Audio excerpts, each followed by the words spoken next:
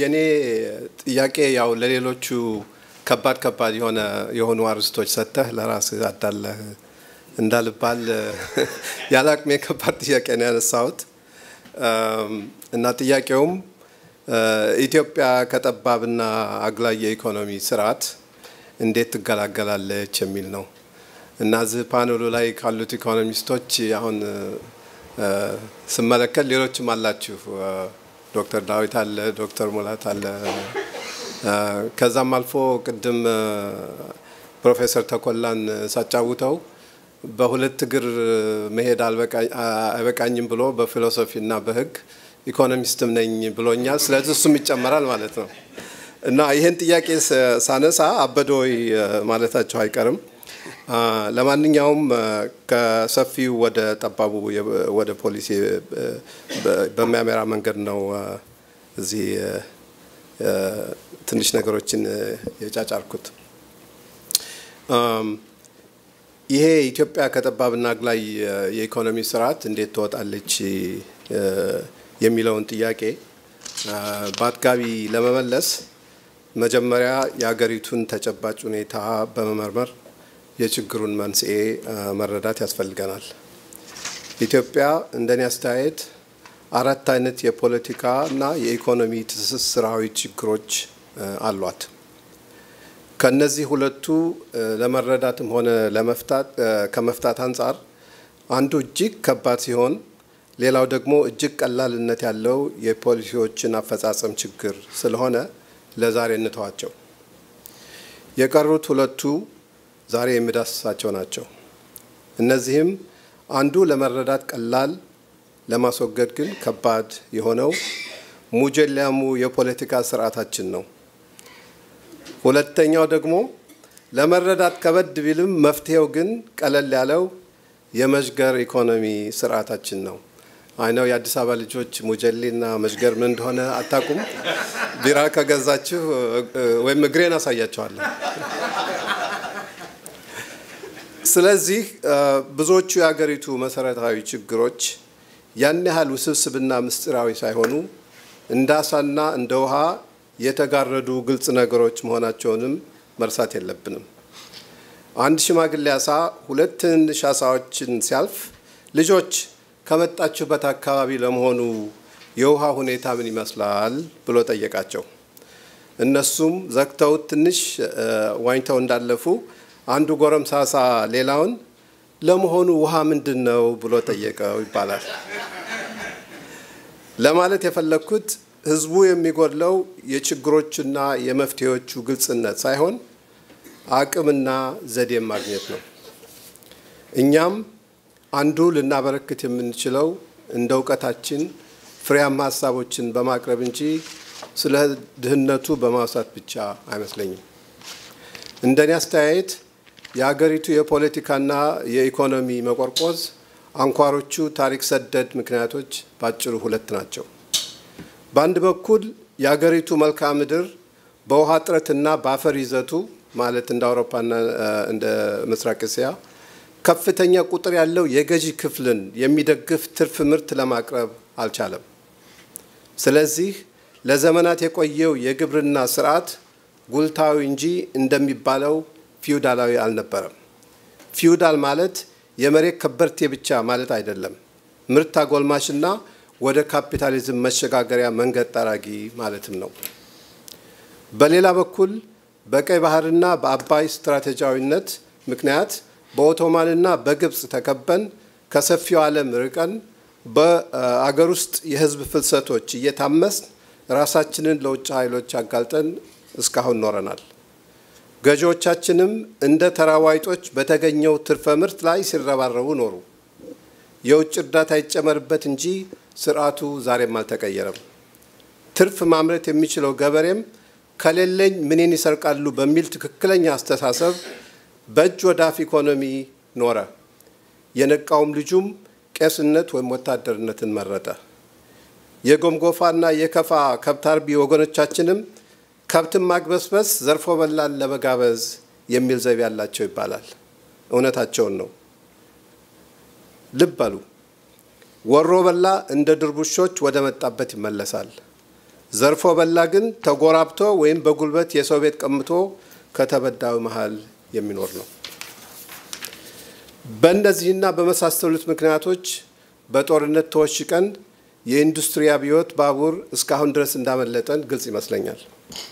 ስለዚህም ነው የፖለቲካ ባህላችን የመንግስት አውታርን ማርከህ ክበር፣ ተሹመህ ብላ፣ አስፈራራው በባንክና በታንክ በሚሉት የዘርፎ በላ አስተሳሰቦች ተቀርቅሮ የኖረው። የሀገሪቱ ኢኮኖሚያዊ አስተላለፍ በቅንነትና በብልህነት የሀገሪቱን የኢኮኖሚያዊ አስተላለፍ በቅንነትና በብልህነት ለማስተካከል እስካልቻልን ድረስ ከዚህ የተለየ የፖለቲካ ባህልን በሞራል ዲስኩር ልናፈራው እንደማንችል ምርጫ 2007 የደመደመው ይመስለኛል። ሁለተኛው ጥያቄ የዚህ የምኒልክን ግቢ ማርከህ ካልሆነልህም ተገንጥለህ አዲስ ዘውድ ግዛ የሚባለው ፍካሬ ማርያም ዘንድሮ መልኩ ምን ይመስላል የሚለው ነው። እንደኔ አስተያየት በዘመኑ ወያኔ ስር የሰደደው የቀበሮ በግረኝነት ስርዓት 3 ገጽታዎች ይታዩበታል። ገዢው ፓርቲ የአትራፊ ኩባንያዎች በቀጥታም ሆነ በተዘዋዋሪ መንገድ ባለቤት ነው።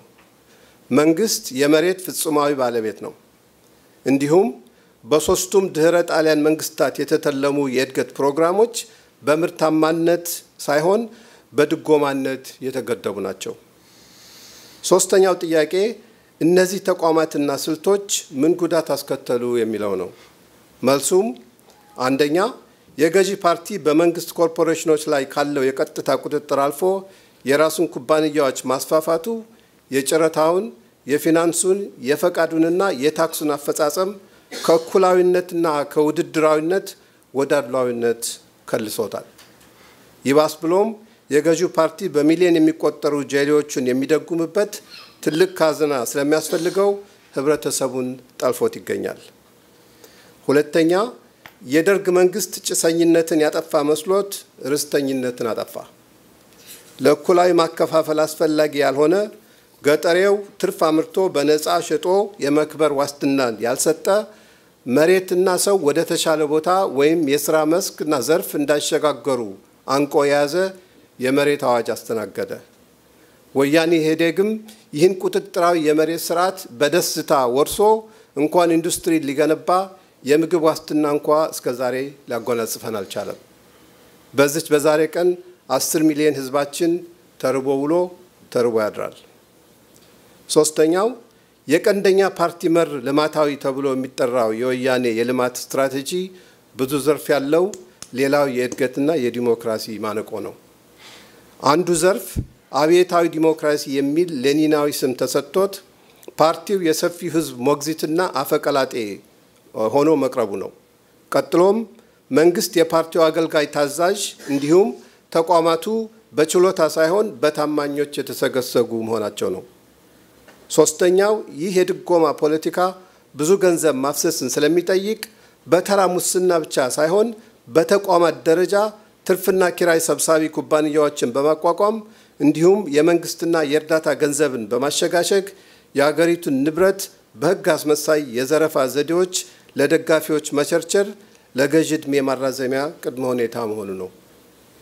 ቀጥሎም የመደብ ጦርነት መዶሻ ስለዶመዶመ የሶሻሊዝም ህብረ ብሔር ግንባታን ትቶ በስሜታዊ የዘርና ሃይማኖት ክፍፍል ህዝቡን ማመስ መረጠ።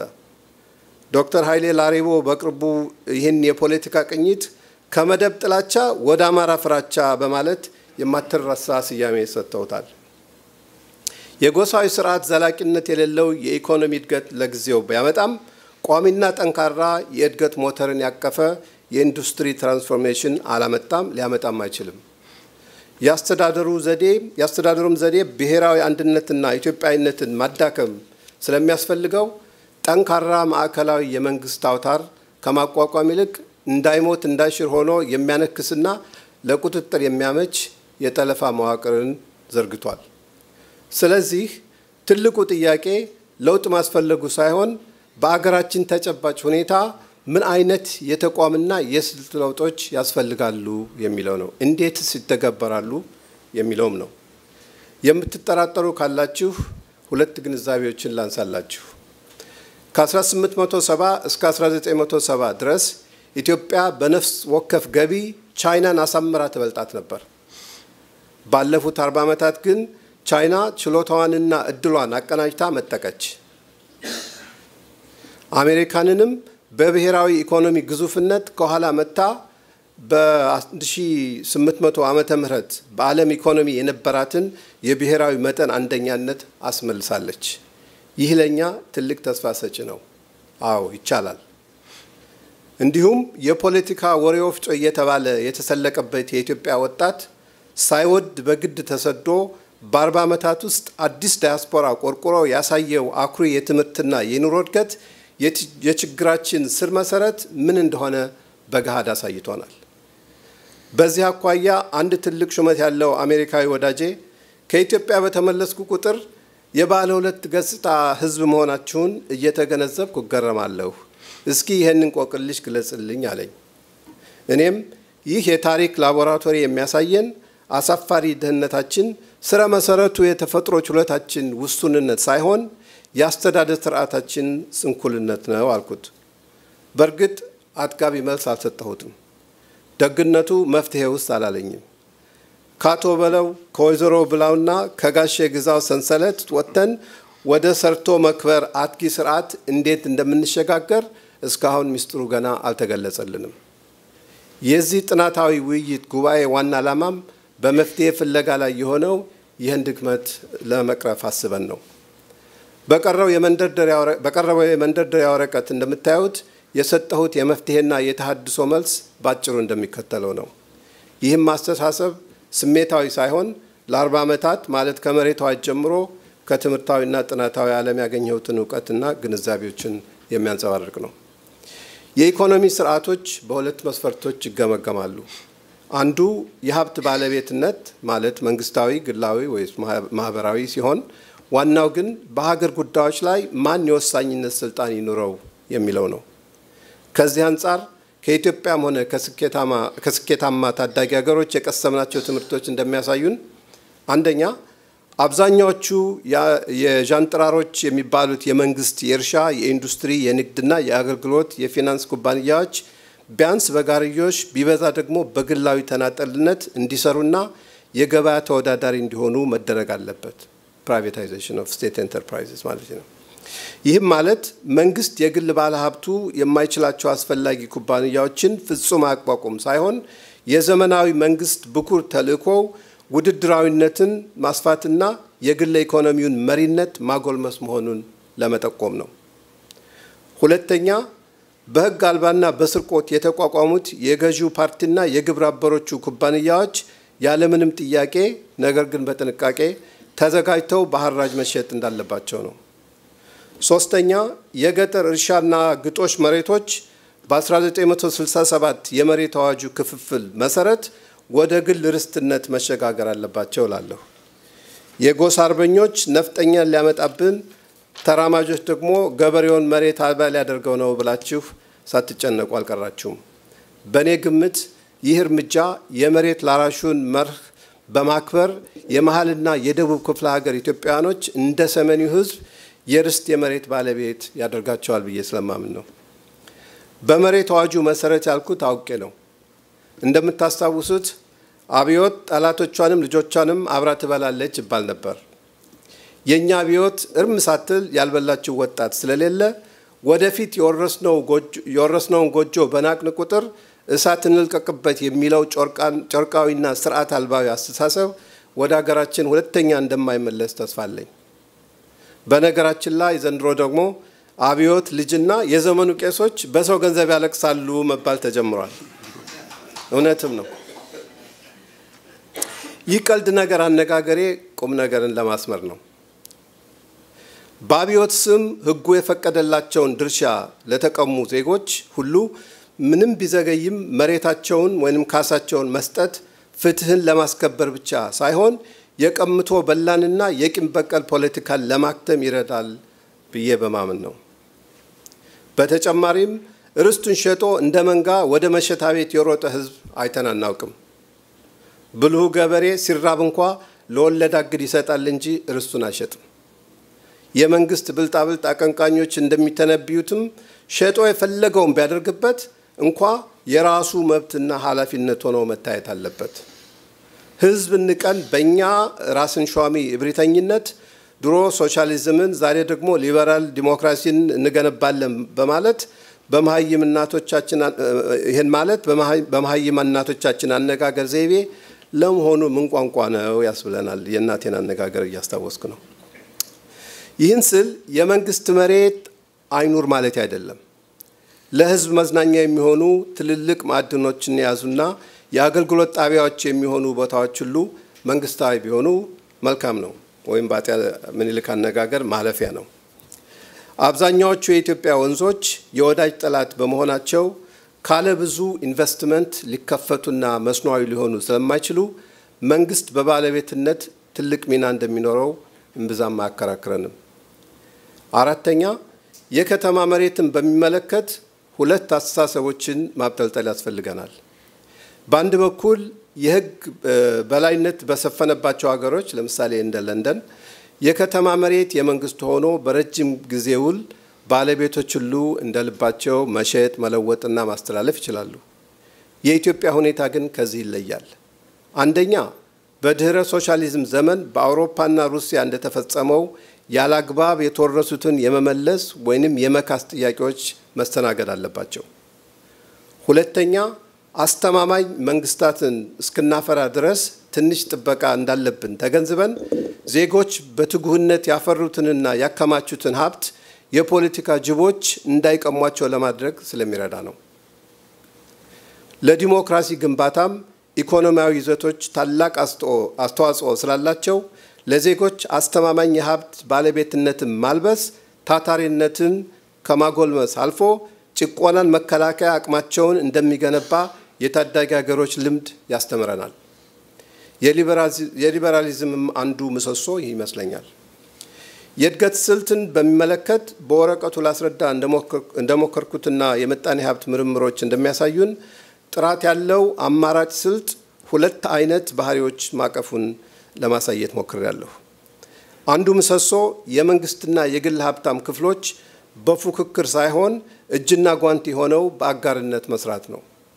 ሁለቱም አንካሳ በሆኑባት ሀገር ተደጋግፈው በልማት ላይ እንደመረባረብ በአስመሳይ ነፃ ገበያ ጥላ ስር እንደ ጠላት መታየታቸውን ያቁሙ። ይህም የአፍሪካውያን ትልቁ ድክመት ነው። የምስራቅ እስያ ልማታዊ ስትራቴጂ የሚባለውም ቻይናን በቅርቡ መከተል የጀመረችው ስልት በመሰረቱ አጋራዊ ነው።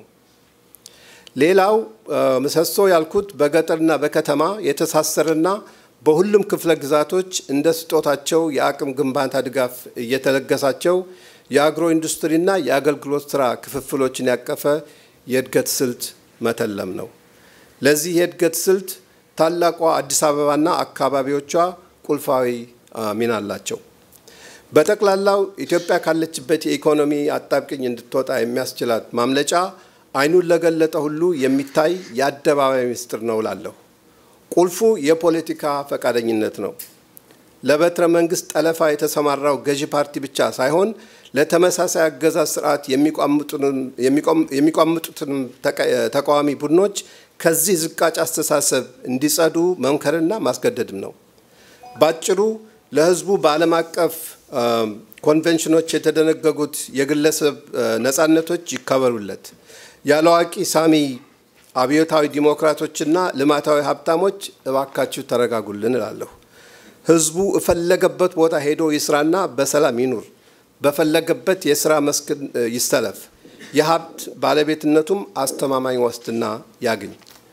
እነዚህ በሰለጠነው ሀገር መሰረታዊ እሴቶች ናቸው። ለዚህ ምኞት ፍሬያማነት የሚያስፈልጉን ለግንባታ አቅመ ጠንካራና በህዝብ ታዛዥ የሆነ መንግስት፣ ውድድራዊ የገበያ ስርዓት፣ ሰርቶ ከባድ ባለሀብቶችና አገር ወዳድ ዲያስፖራዎች ናቸው። እነዚህን ተቋሞች እንዴት እንደምናገኝ ግን አዋቂዎቻችን ይምከሩበት እላለሁ። በጥሞና ስላዳመጣችሁኝ አመሰግናለሁ።